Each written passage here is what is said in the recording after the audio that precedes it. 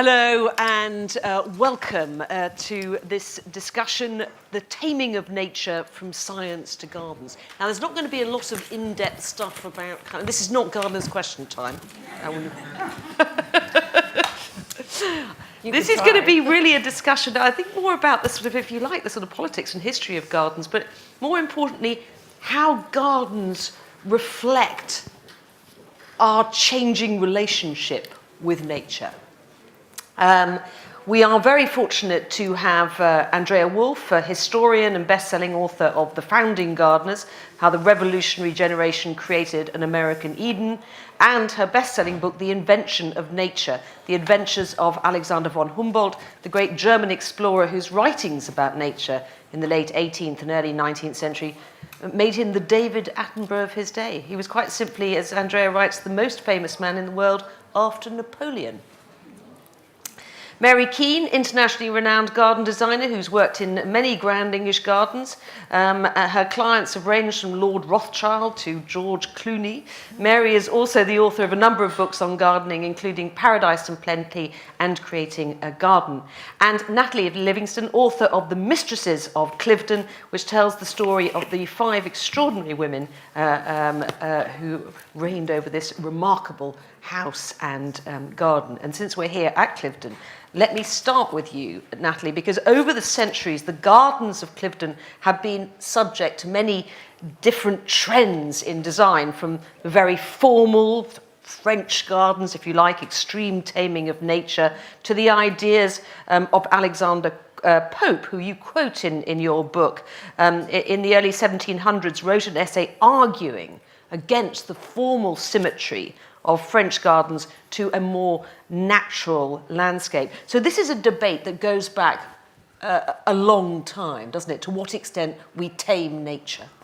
So I have to preface, I have to preface this by saying that I'm absolutely not a gardener whatsoever. I've got very limited, in fact, no knowledge of gardens whatsoever.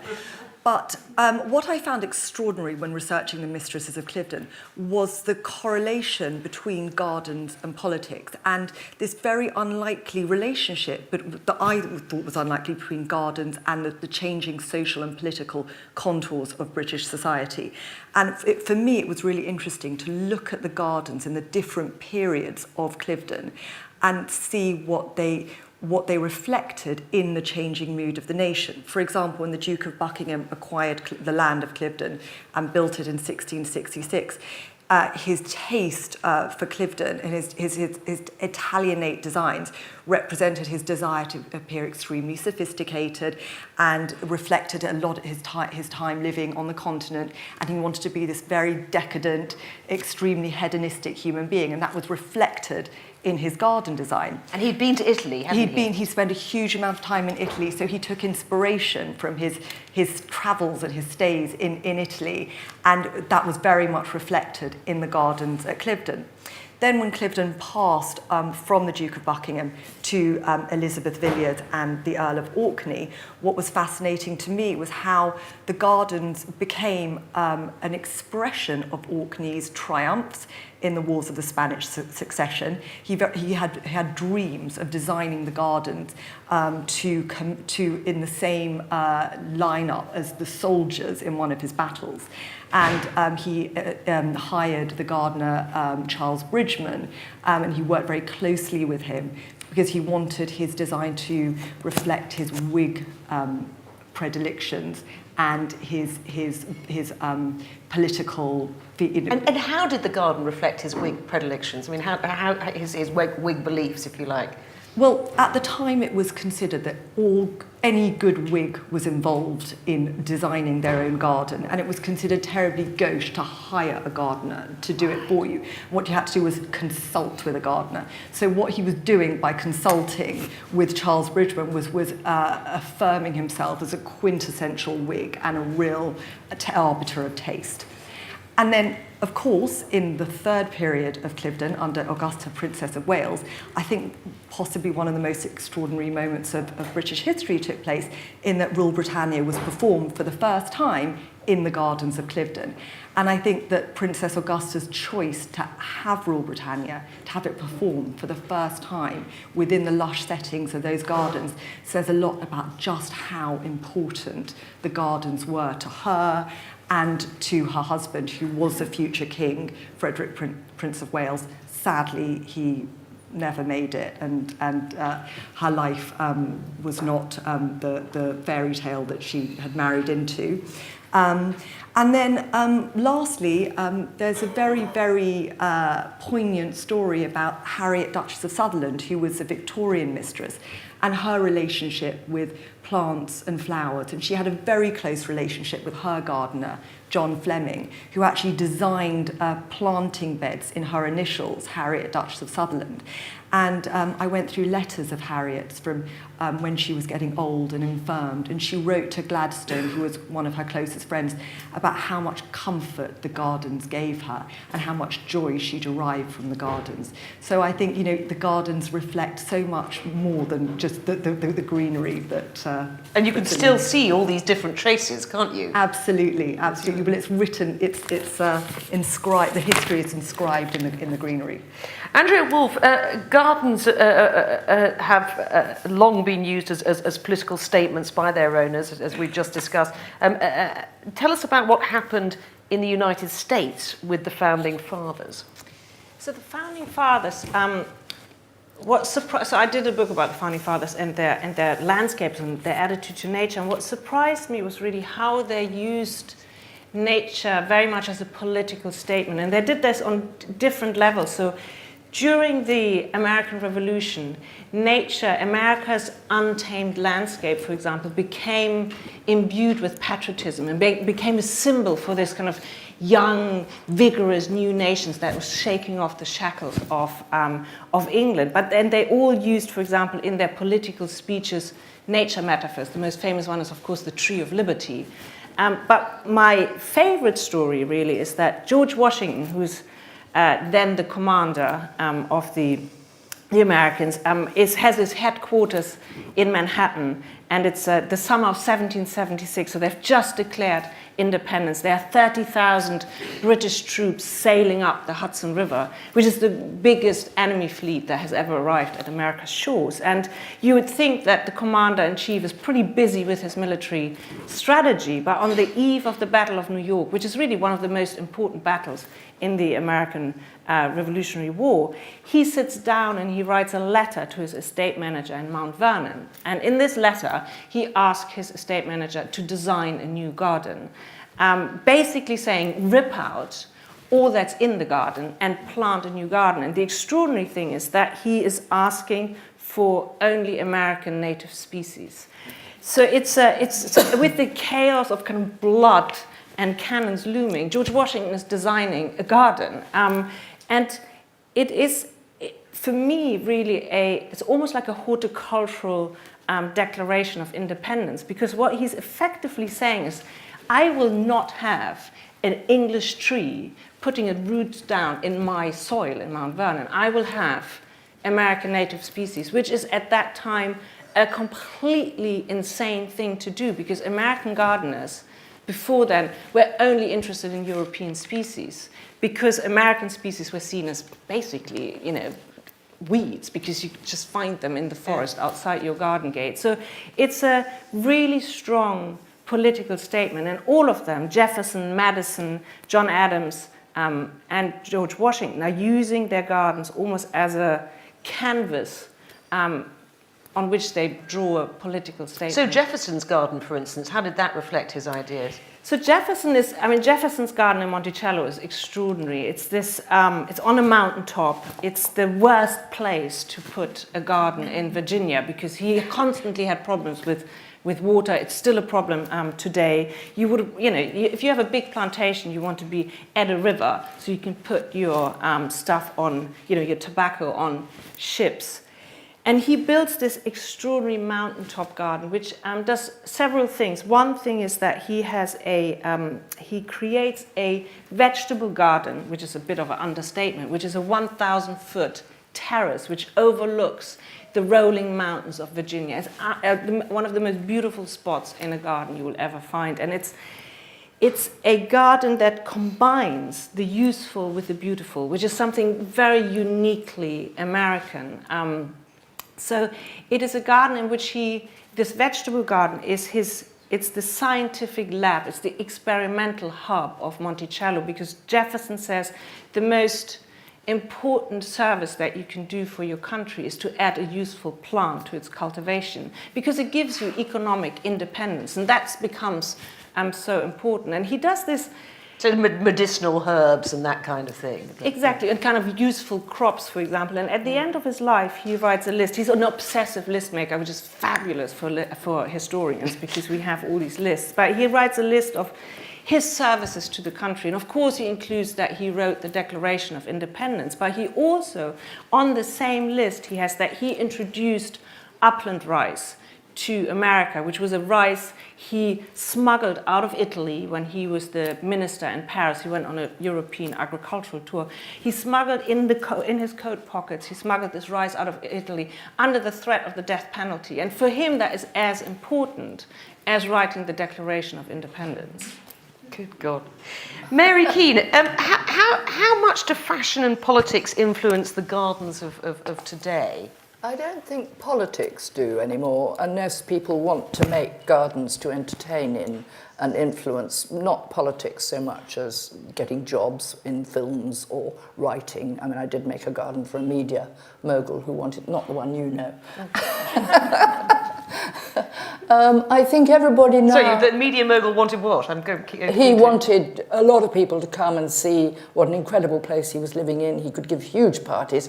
I said, the paths are as wide as this room. I know, but I want to have a lot of people in it at once, which slightly breaks the spell of a beautiful garden. I like very narrow paths that you can walk up.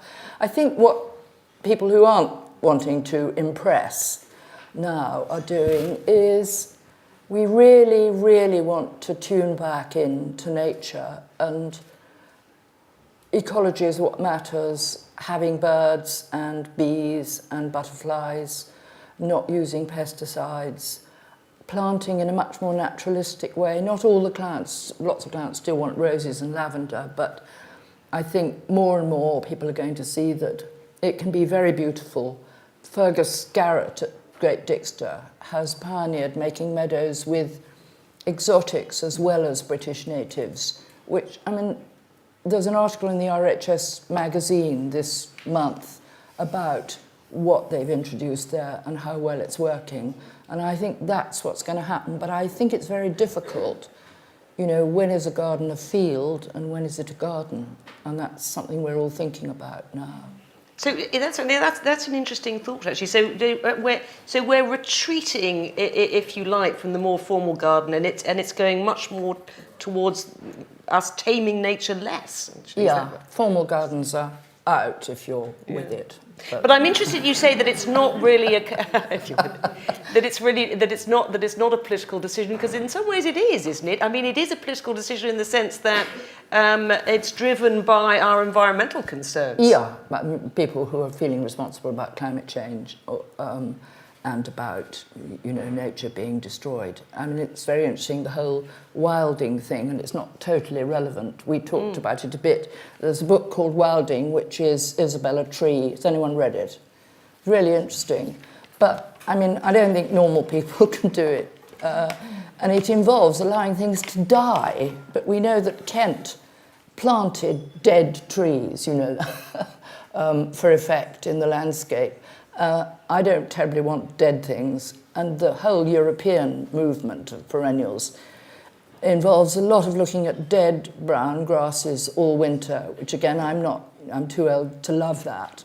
But that's the way we're going, is appreciating things in life and in death, the natural cycle. And do you, I mean, I just had my tiny little patch of ground behind my house in London replanted, and I specifically said, I want plants that will attract bees and butterflies, because, you know, I was worried about bees. Do you get that kind of request a lot more now? We do, but the mega rich are still slightly into lavender and roses. Can we ask what George Clooney has in his garden? We love George Clooney. We can't tell you what he's got in his garden. Oh. Okay, Andrea, I think that the move towards environmentalism in gardens brings us neatly on to Alexander on Humboldt, whose views on nature are extremely topical today. I said in my introduction he was the David Attenborough of his day, but most people here, I think in Britain, haven't probably heard of him. Can you just, you know, give us an introduction to who he was, why he was forgotten, and why his ideas are now so current?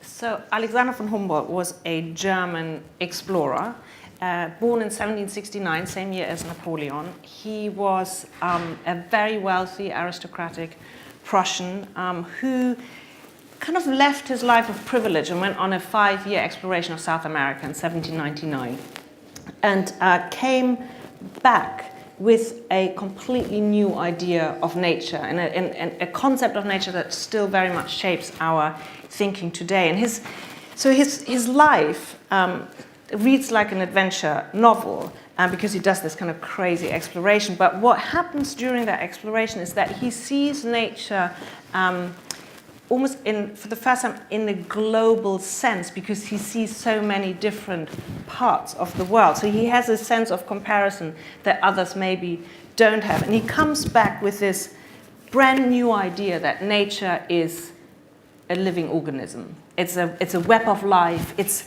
this kind of big organism where everything hangs together, from the smallest insect to the largest tree. So it's something that we take for granted today, but which was an absolutely new idea at that time, because until then, scientists would kind of order nature according to, you know, taxonomic units, classification, it was a kind of hierarchical order. And he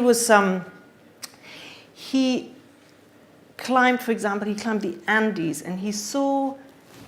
He went to Chimborazo, which was then believed to be the highest mountain, which is a volcano at almost 6,300 meters, almost 16,000 feet on the equator. And he saw, as he was going up, he saw how the vegetation changed from the tropical species in the valley to up to the last bit of lichen below the snow line. And it was almost like a botanical journey from the equator to the poles. And he realized that these vegetation zones are stacked up on top of each other and that everything hangs together. He's the first to understand there are global climate zones, global vegetation zones.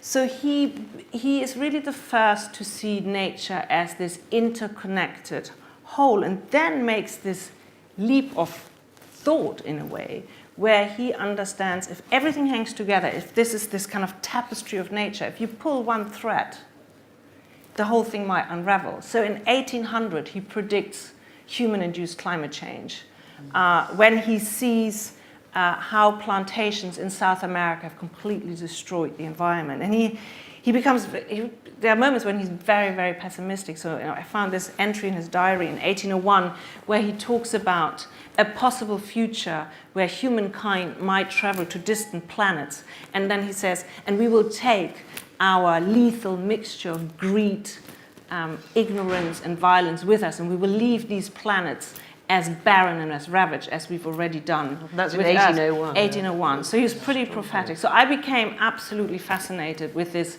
man who's almost forgotten today, at least in the English-speaking world, when he really was the most famous scientist of his age. So when he died, there were parties in his honor across the world. I mean, literally from Melbourne to Mexico City to Moscow, 25,000 people marched through the streets of Manhattan.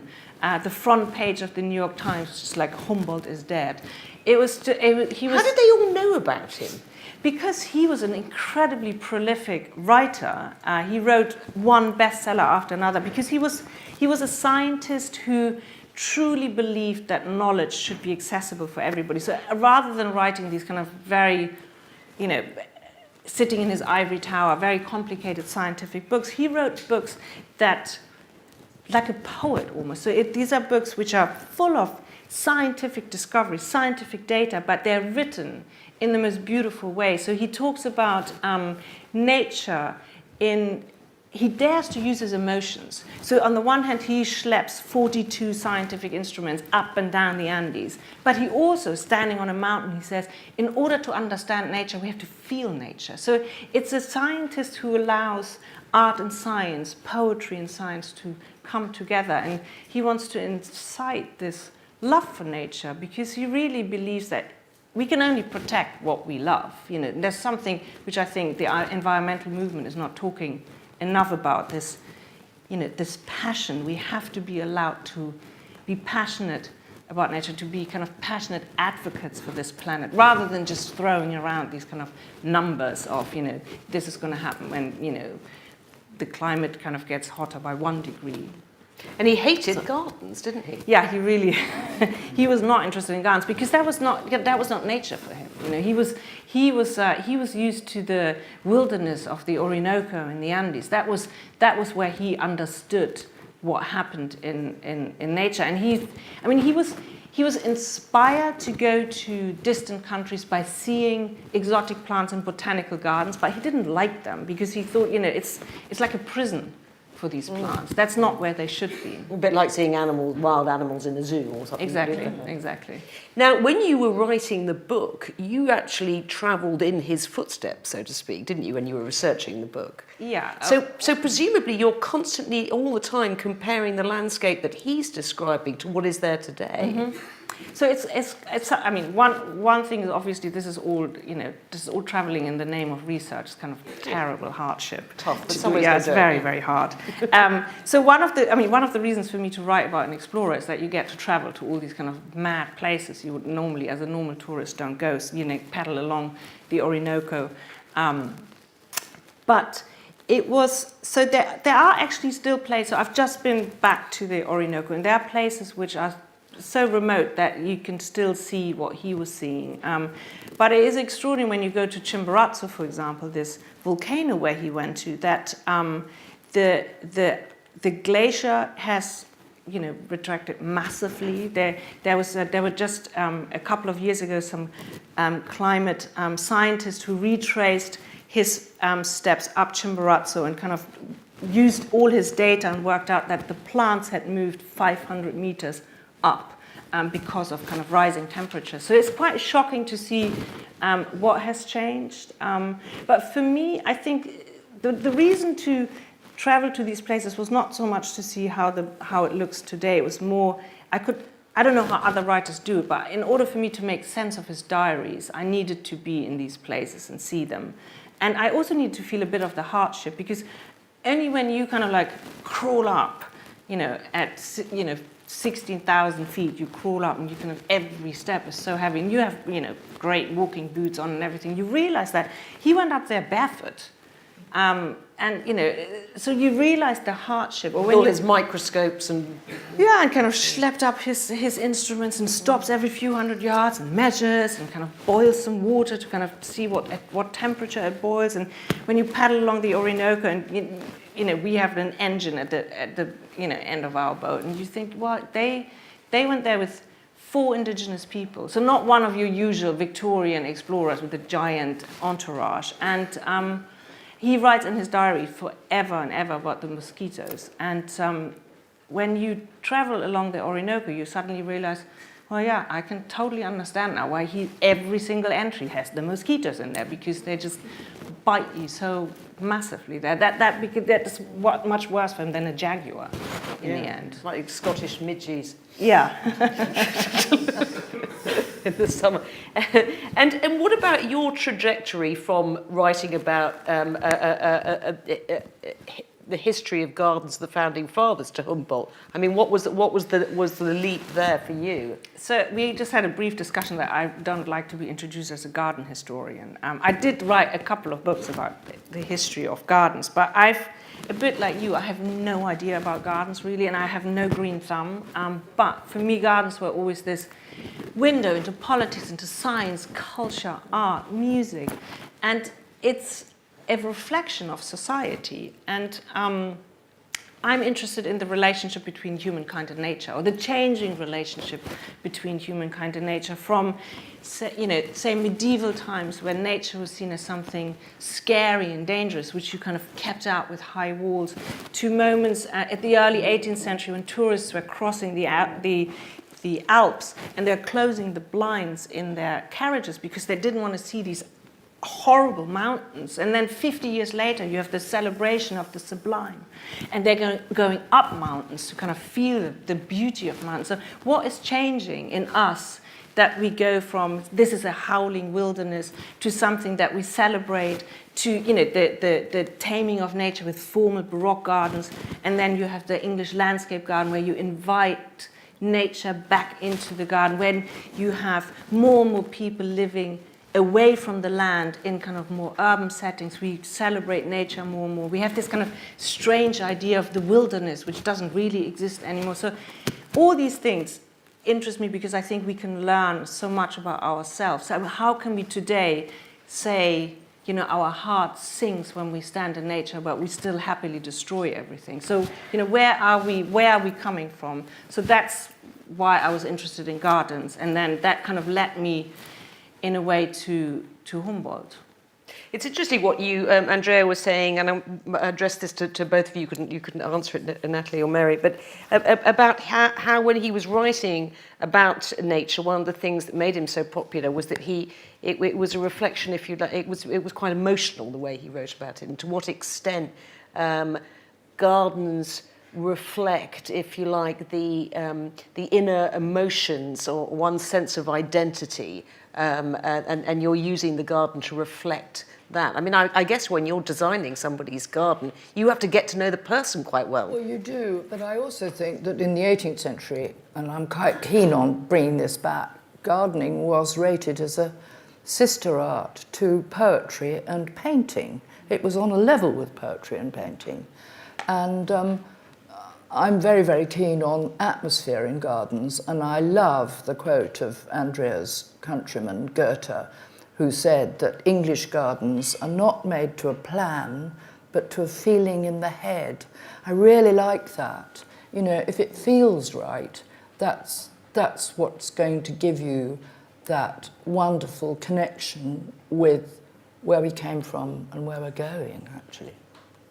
And Natalie, have we seen that at Cliveden? I mean, you talked about the very first mistress of Cliveden. I think you used the word sort of, it was going to be a sort of hedonistic place. But, I mean, did we see? Can you see this connection between sort of emotions and the changing designs of the gardens? Well, it was really interesting for me because obviously I didn't have the luxury of being able to see the gardens, but from what I read and from what I pieced together, the gardens were a direct reflection of the personalities of the owner. So, for example, in the period of the first period of Cliveden with the Duke of Buckingham and Anna Maria, who were really arch hedonists, the gardens were all about sensuous pleasures and having a wonderful time. And Alexander Pope wrote about the wanton bower of Shrewsbury and love, referring to the fact that so much illicit activity went on in the gardens of Cliveden, and the gardens were referred to as a nook, and it was all very salacious and very scandalous. And yet, in the second period of Cliveden, where it was a lot more restrained and a lot more Whiggish, as you refer to, it was all about taming nature, as you've just discussed. And there was also something that I discovered that I wasn't aware of, this change from adopting the French system of gardening to being inspired by true, quintessentially English gardens. And that was a political statement that the Earl of we just didn't like the French made. anymore. Well, yes, he just decided, why on earth should I make my garden French when we've got all these fantastic English plants, and we can create a quintessentially English garden. And then, of course, in the period of Princess Augusta, the lushness and the beauty that one can imagine of the night of the 1st of August 1740 when Rule Britannia was performed. You can almost smell the honeysuckle that was overwhelming in the air. and just what a sense of expectation and excitement that was. And then you get the sadness of Harriet Duchess of Sutherland in the Victorian era, when the gardens and the flowers give her solace in her dying days. So really the gardens were a direct reflection of what was going on in the house, and was a way for the residents of the house to express what was going on emotionally for them. So there was this fantastic symbiotic relationship between the gardener and mistress. I love the way that Alexander Pope foresaw Christine Keeler leaping out the pool. So essentially, well, he was incredibly prescient.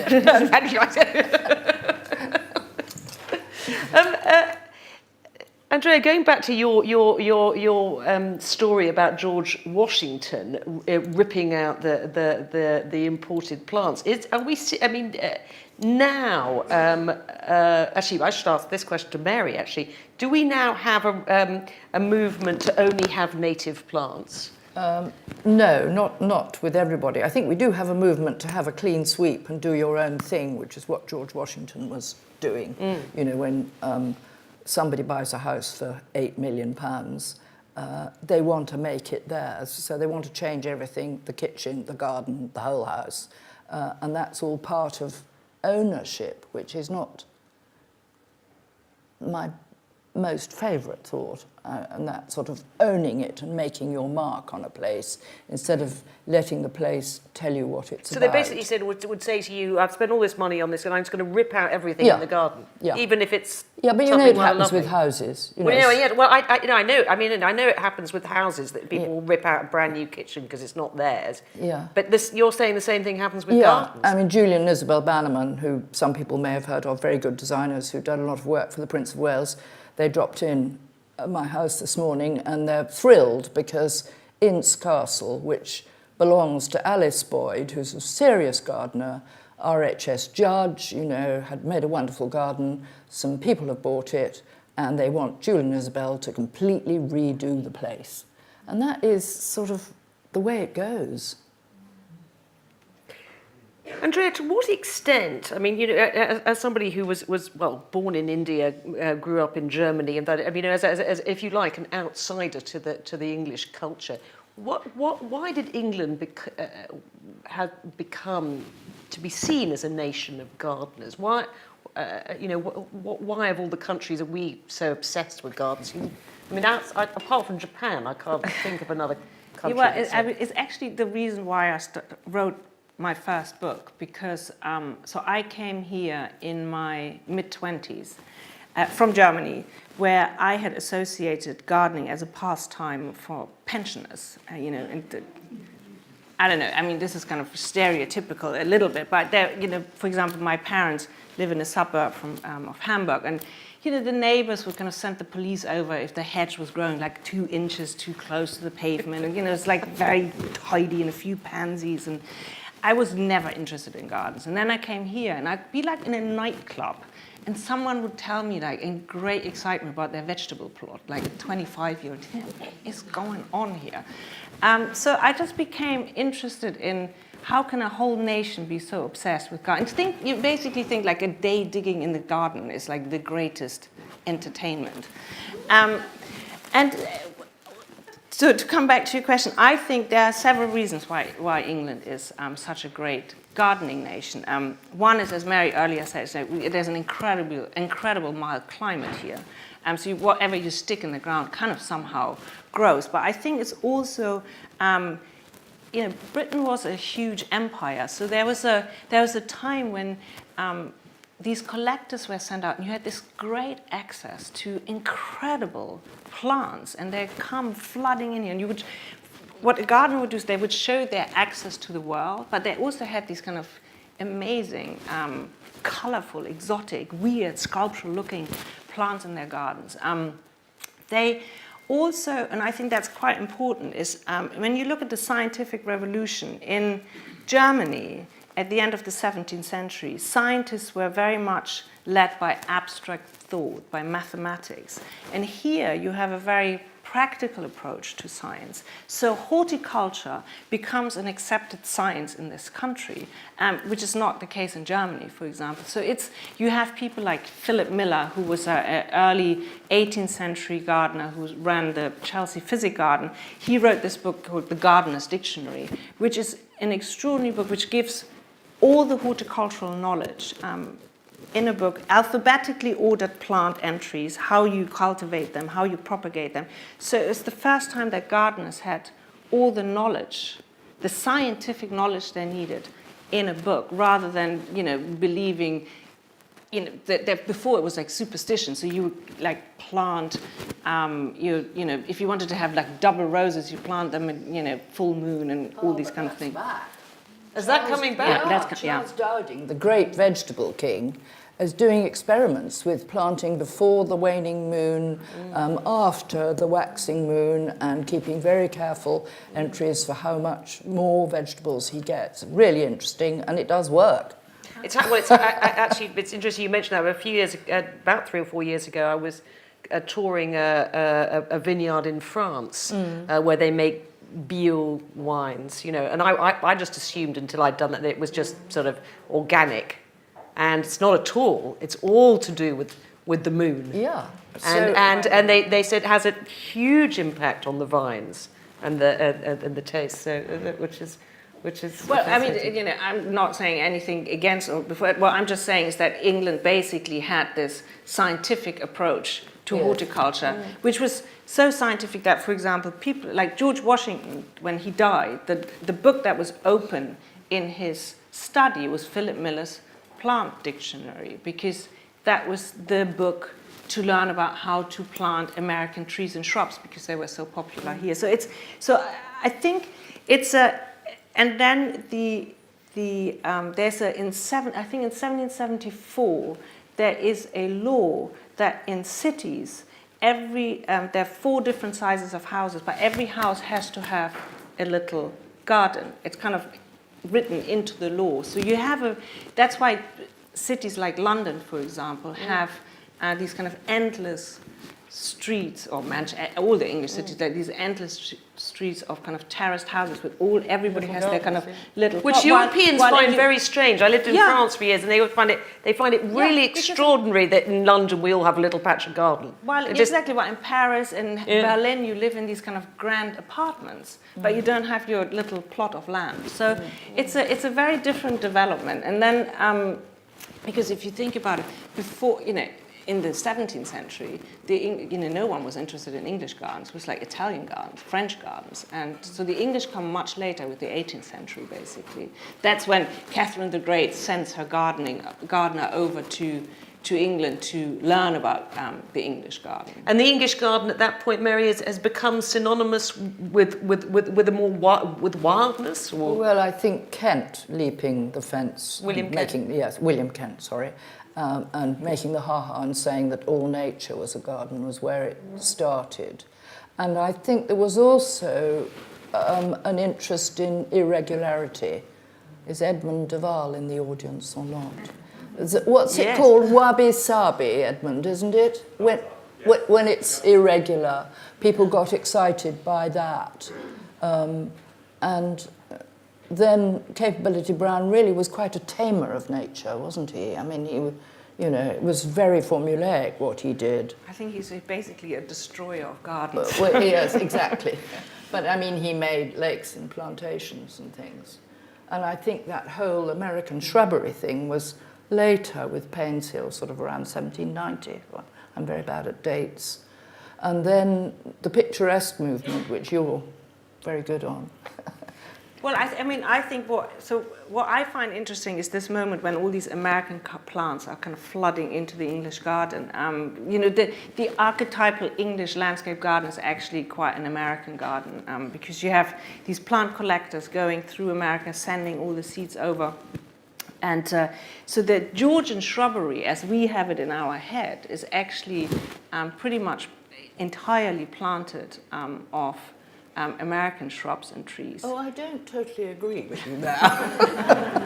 Having also done a bit of research. Because if you look at sort of diaries of places like Hatchlands where they had shrubberies. It's all laburnum, lilac, Philadelphia's quite dull. Then you get to somewhere like Dalesford where I worked, where you actually have an American garden with separate shrubs. But the kind of shrubberies that Jane Austen walked in, some 1750s, would be much more likely to be English things, because I don't think the American introductions arrived apart from they arrived kind of in the Peter. mid-18th century, but that was obviously for a few very, very wealthy special people, but gardeners. ordinary gardens. Yeah, no, it was kind of basically at the end of the 18th century, early 19th century. You have the American. Yeah. I mean, there were so many American trees and shrubs here that when Thomas Jefferson comes to England in 1786, and he goes on an English garden tour. What else would you do if you negotiate kind of, with the British? You just quickly kind of go on a garden tour and have a look around. And he sees because that's where all the powerful people are. No, it's kind of because he was really into gardens, Yeah. and so the trade negotiations stalled in London, and he and John Adams kind of go off on this 2 weeks driving through England. But they realize that the English garden is full of American trees and shrubs, and suddenly think like, oh my God, we can create an English garden back home, and it's totally patriotic because it's an American garden. And he realizes that it's easier for him to buy American trees and shrubs in English nurseries and bring them over to Paris than getting them shipped over from America, because they're just available everywhere here. But then the colonisation of India must have had a huge impact, didn't it, on our gardens?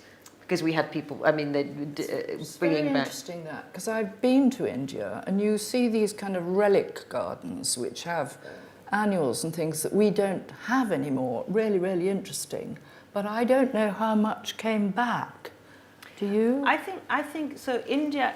The one reason why American trees and shrubs became so prevalent here is because of the climate. Quite a lot of them could actually grow outside, while obviously a lot of plants that came from more tropical countries were very popular during the Victorian kind of, hothouse craze. So you'd have them, inside a greenhouse, a hothouse, and then after the war, when no one could afford those anymore, and they kind of broke down, all these plants disappeared because you couldn't grow them outside. I mean, that's what. But rhododendrons, and they're from India, aren't they? Yeah. Yeah, but camellias used to be grown under glass. People thought they were tender. They aren't now, or not, in most of England.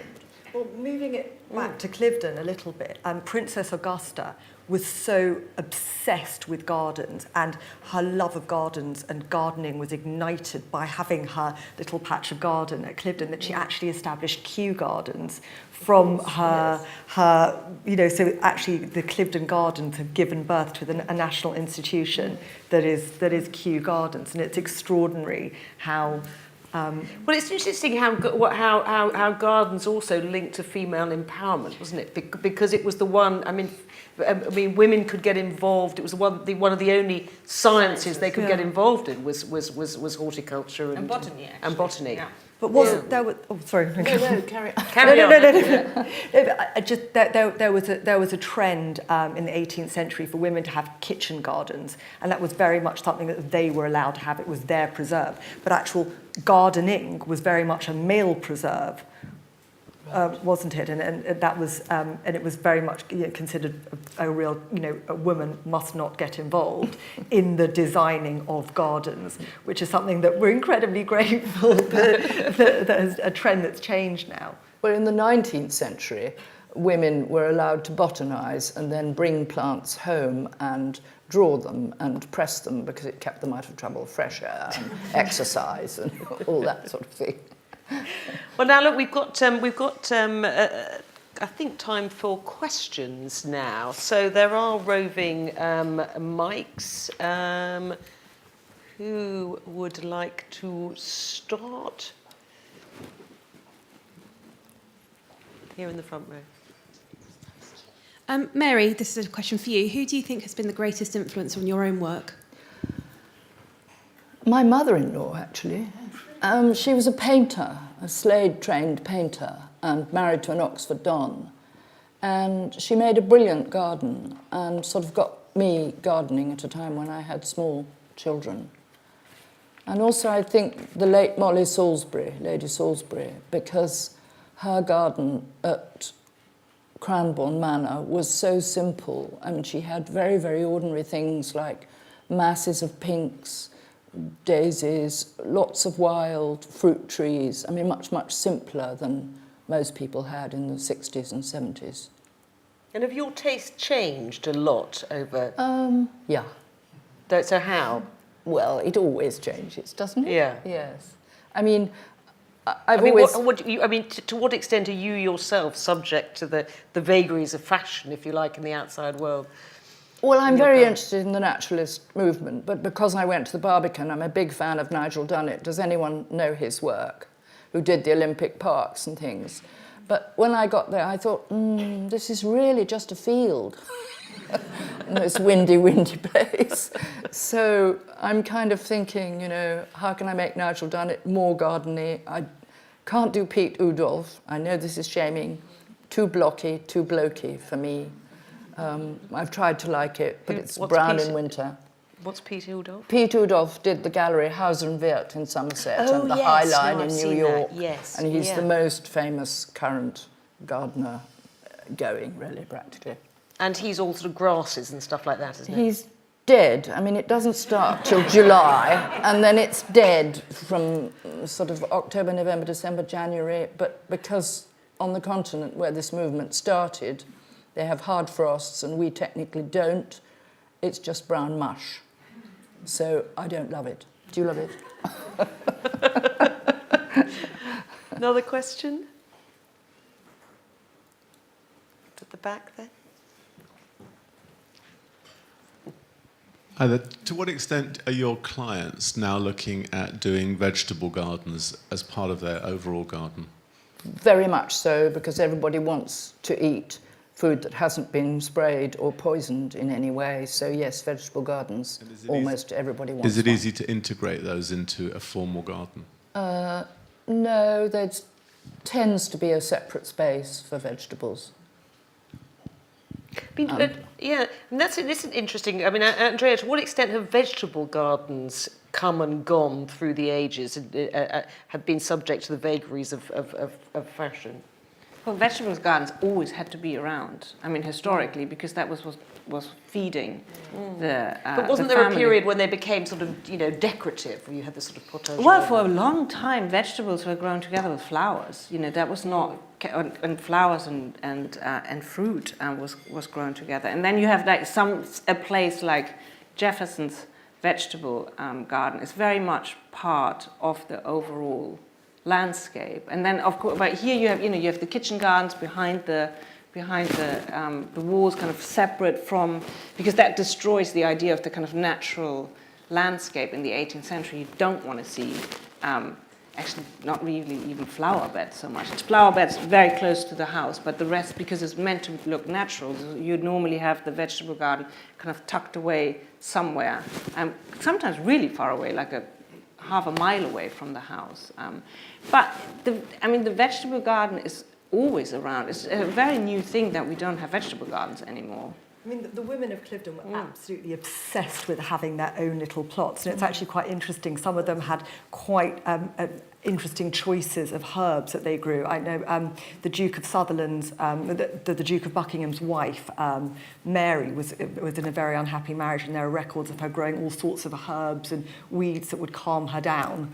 So, so she had a medicinal garden just for her own use. Whereas Elizabeth Villiers, when her husband was away and she was really worrying about him in the Wars of Spanish Succession, she would focus a lot on growing her own plants and watching them grow, and it would just help her bide the time until her husband returned from war. So there was something very, very touching about that. Has the mindfulness movement impacted on current ideas about gardens as a place to, you know, meditate and be still and so on? Yes, very much so, I think. And there's a whole church movement called Quiet Gardens, where people go for a whole day just to sit in a garden and think. They don't have to be religious necessarily, but it does emanate from the church. I think gardens are wonderful, sounds corny, healing places. I mean, if I'm cross I've only got to go out for, half an hour and I feel better. Does anyone else find that? I know, haven't they done another question? Yes, you. We've spoken this afternoon about gardens as a place of pleasure, as a place of politics, and as a place of science. We continue to build gardens and landscapes and will do so into the future, and we've talked a lot about history. I'm curious if you see a role of the contemporary garden as a place of experimentation in the face of global climate change, and how this energy that we will continue to put into the landscape might be useful to science and culture moving forward. Is there a role for such a thing in the contemporary garden? Oh, definitely. I think, as I'm right, Fergus Scarrett at Dixter is doing exactly that. And what he's thinking about is the ecology of space, how plants can live together so that you can plant in layers and get more in and grow things and bring back bees and butterflies and birds. I mean, I think that's a very, very strong movement. Is it in America too? Mm. Gentleman at the back.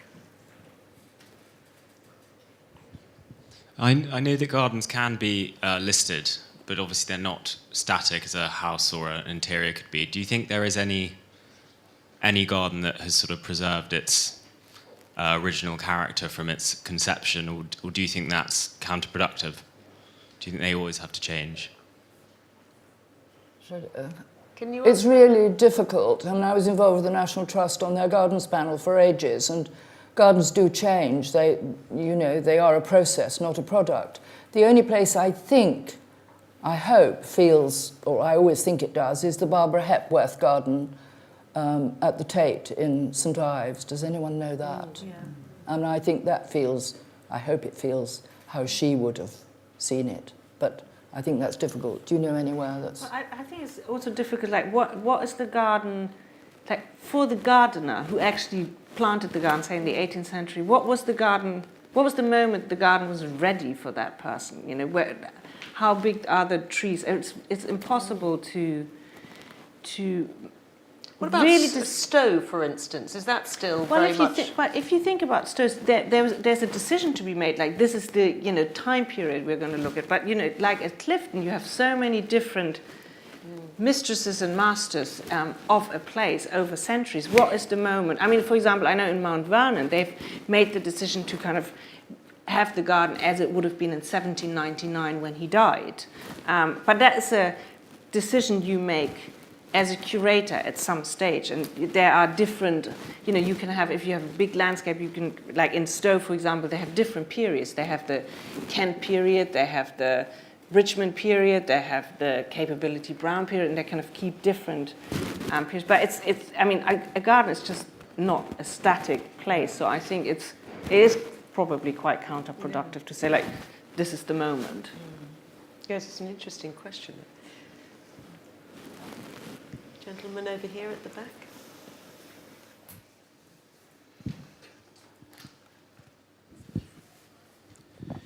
If each of you could make one change to the gardens at Clifton, what would that change be? Well, so we've got to start with you, Natalie. I think the gardens of Clifton are just perfection. There's nothing that I do. And actually, the thing that is always very striking to me is just how much pleasure and enjoyment that 500,000 or more people derive from visiting the gardens of Clifton every year. So there's absolutely nothing I change. I just wish them much long life and lots of rain and all the conditions that they need in order for them to grow. Mary, go on. What would you do? Oh, yeah. I'd keep the view to the river. I mean, I'd make sure that was always part of Clifton, and I think there's always a danger that trees will grow up and obscure it. And I hope, I haven't been for a long time, but that wonderful monument to Prince Albert with the briar roses, I hope that's still there. Yeah. Good. Andrea, what would you do? Well, since I'm neither a gardener nor a garden historian, I will leave it to the experts. I'm recusing myself. You haven't got do you have a wildflower meadow yet? Or is there a wildflower meadow? Do I have? No, Ian, Clifton is the one. I think we should make one. I just think it's so fashionable. Well, I think let's do it. We've got the expert Let's here. do it, yeah. Bring it on. Speak to the National difficult, Trust. Really difficult to do, making a wildflower meadow. It's the hardest thing. Why is it so difficult, out of interest? Because it needs to be impoverished soil. The best wildflower meadows are on sheep-grazed land that's been grazed for perhaps 50 or 100 years, like on the Downs.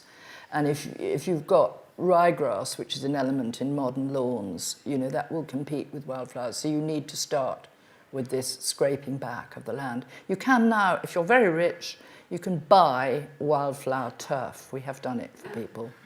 So you take everything, strip it off, don't poison it, don't use horrible, whatever it's called, and just plant this turf and water it.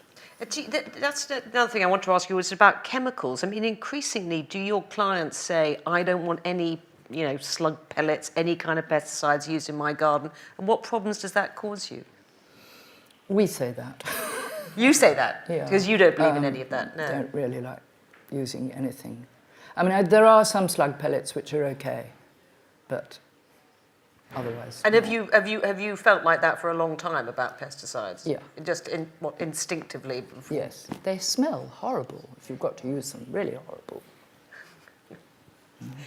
Question here. I want to ask a question again about climate change. It was a very, very hot summer, and it was horrifying to see what happened to lawns and some shrubs. Are we going to have to anticipate possible returns of that kind of weather and do something differently? Yeah, should we get rid of lawns? Mary? I'm afraid we are going to have to increasingly have hot summers and extremes of climate, and that's just the way it is. Unless we all stop driving here, doing all the things we shouldn't be doing. That's the trouble. Because lawns are a huge use of water, aren't they? And but they come back. I mean, lawns you don't need to water, they do come back. But the lawn here looks a bit brown, doesn't it, still? Okay. No, I mean, I looked out, no, I mean, I did look out and I thought, that's taken a long time to come back. I'll go and water it. No, don't water it. The rain will do it. The rain will do it. But, hopefully the rain will come on Monday, not tomorrow. yeah. well, I think we have arrived at the end of our time. Andrea's going to be signing books. Are you signing books as well, Mary? I've got some books. Yep. So all three panellists will be signing books in the bookshop area over there. So unless you want to, if you're going to the next event, you may already want to queue up for that, I've been told. And please do leave the room, even if you're coming back into this room for this event. But I would like to thank my three guests, Andrea Wulf, Mary Keane and Natalie Livingstone, for a fascinating panel.